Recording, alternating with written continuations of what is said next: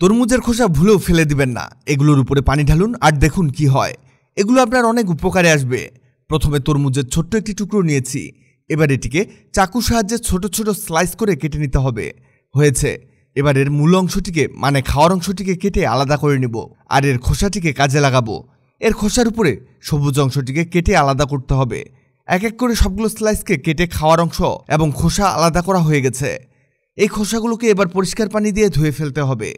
ধোয়া হয়ে গেলে এগুলোকে আরও ছোট্ট ছোট্ট চারকোনা পিস পিস করে কেটে নিতে হবে। এই দেখুন কতগুলো পিস হয়েছে। এবার এগুলোকে একটি বাটির মধ্যে ঢেলে রেখে দিব। আমাদের আরেকটি জিনিস নিতে হবে, সেটি হলো লেবু। লেবু এখানে দুটি ব্যবহার করতে হবে। লেবুর রস এবং খোসা দুটোই এখানে আমরা ব্যবহার করব। লেবুগুলোকে চেপে রসটিকে রেখে লেবুর একটি পার্টকে একেবারে ছোট ছোট পিস করতে হবে। এই দেখুন ঠিক এরকম করতে হবে। এবার একটি পাতিল নিব। এর মধ্যে আমাদের কেটে রাখা সবগুলো তরমুজের খোসাকে ঢেলে দিতে হবে আর ঢেলে দিতে হবে সেই লেবুর খোসাগুলোকেও। এবার দিয়ে দিচ্ছি লেবুর সেই রসটিকে। এর মধ্যে আরও অ্যাড করতে হবে চিনি। 1 কাপ পরিমাণ চিনি আমরা এর মধ্যে দিয়ে দিব। এবার সবগুলো উপকরণকে করতে হবে মিক্স। এগুলো এমনভাবে মেশাতে হবে যাতে চিনি সবগুলো খোসার উপরে লেগে থাকে। এবার এটিকে ঢাকনা দিয়ে ঢেকে রাখতে হবে 10 মিনিটের মতো। 10 মিনিট পরে দেখবেন এর চিনি সব গলে গেছে এবং এরকম পানি পানি হয়ে আছে। এবার এটিকে চুলায় বসিয়ে দিব আর চুলা অন করে মিডিয়াম হিটে দিয়ে দিব।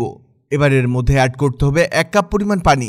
2 থেকে 3টি বড় সাইজের দারুচিনিগুলোকে এর মধ্যে দিতে হবে এভাবে। এবার ঢাকনা দেওয়ার পালা। এভাবে রাখুন 30 থেকে 40 মিনিট মিডিয়াম আছে। এটি রান্না হতে হতে আপনাদের জানিয়ে দিই, আগের ভিডিওতে কমেন্ট করেছেন মালদ্বীপ থেকে শরীফ হোসেন এনামুল, কিশোরগঞ্জ ভৈরব থেকে মোজাম্মেল হক, কানাডা থেকে শাহরিয়ার সাফিজ, খাগড়াছড়ি থেকে শঙ্কর চৌধুরী, বরিশাল থেকে জয়া জ্যোৎস্না। আপনারা যারা কমেন্ট করেছেন আপনাদের ধন্যবাদ। আপনি পৃথিবীর কোন জায়গা থেকে ভিডিওটি দেখছেন কমেন্ট করুন, যাতে পরবর্তী ভিডিওতে আপনাকে ধন্যবাদ জানাতে পারি। 40 মিনিট রান্না হতে হতে এটিকে মাঝে মাঝে নেড়ে দিবেন যাতে এর নিচে লেগে না যায়। আর অবশ্যই এটিকে ঢেকে ঢেকে রান্না করতে হবে। আমাদের রান্না করা কমপ্লিট হয়েছে। এই দেখুন কেমন রসালো তৈরি হয়েছে। এটি দেখে যতটা সুস্বাদু মনে হচ্ছে খেতে এর চেয়েও বেশি সুস্বাদু। তৈরি হয়ে গেছে আমাদের ডেজার্ট। এটি আপনি মিষ্টি হিসেবে খেতে পারেন। এটিতে লেবুর ফ্লেভারের কারণে এটির টেস্ট আরও অনেক বেশি বৃদ্ধি করেছে। জীবনে একবার হলেও ট্রাই করে দেখবেন এই রসালো মিষ্টান্নটি। ভিডিওটি অনেকের উপকারে আসতে পারে, তাই ভিডিওটিকে শেয়ার করুন। ভিডিওটি ভালো লাগলে লাভ রিঅ্যাক্ট দিন, খারাপ লাগলে এংরি রিঅ্যাক্ট দিন।